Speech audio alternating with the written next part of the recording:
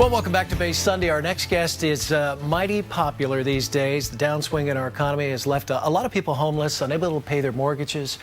Housing Industry Foundation helps folks down on their financial luck stay in their homes or find alternative housing, and I've already taken care of some 10,000 families right here in Santa Clara and San Mateo County. Please welcome HIF's Executive Director, Maida Ware. How are you? Great. Nice to meet you. Nice to have you here. We were talking off camera, but sadly, you guys are pretty busy right now, aren't you? Yes, we are. Talk about that. I mean, you must have too much work to do. We do. We have people come to the Housing Industry Foundation through our partner agencies. We work with multiple agencies across the Bay Area who actually do the casework and meet the clients, but they come through application process to our office, and we fund $1,000 grants within 24 hours to help people pay their mortgage, their rent, utilities, to keep them in their home or return to permanent housing. And the stories are for multiple reasons. Sometimes it's a choice of whether they pay to fix their car so they can get to work or pay their rent. They're that simple type of stories that they're just 1 month behind, and we come in for that emergency gap. And how do people find out about you? I mean, what a service, you know. People find out about us through our partner agencies. We've been around for over 20 years, so we're well ingrained in the social services agencies. They know us. They know that we provide that unique gap, that sometimes the criteria under those agencies are more restrictive, and we're a little bit more flexible. We're not funded by any governmental group. We're all funded primarily by the corporate organizations from the multifamily housing industry. Basically, we were founded by people in the industry wanting to give back, property owners, landlords, construction. Folks that, contractors and apartment owners from 20 years ago that wanted to give back, right? That's right. So we do the emergency grants, but we also do renovation projects for the actual shelter providers. Wow. So we'll go in for Shelter Network, which is a $8 million organization. Yes, they are.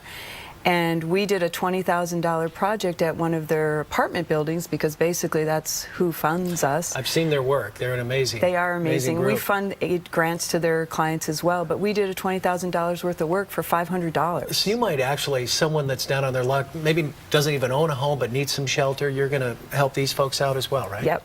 Yes, we do. We'll fund the grant to get them into their permanent housing, security deposit, stuff like that. And we talked off the top, you're so busy, you know, with so many people seeking help nowadays.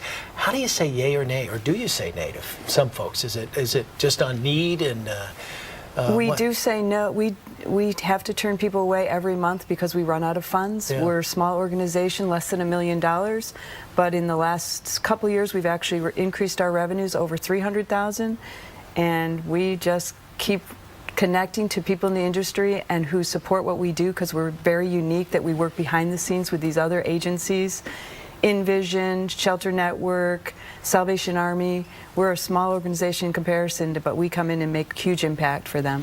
Can you tell us, can you give us a story? You don't have to give us names, but maybe a family or someone that came to you that has kind of gotten back on their feet? Yes, we had a woman who had 3 children.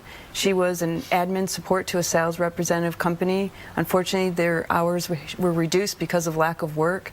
So she was reduced to part-time, then let go. Then she had to have her car fixed. She came to us from Shelter Network because she ended up losing her home and moving into their shelter temporarily through that organization. She saved money, fixed her car, was able to get into an apartment, and we came in and funded her $1,000 to get her security deposit and move into an apartment. This was just last year.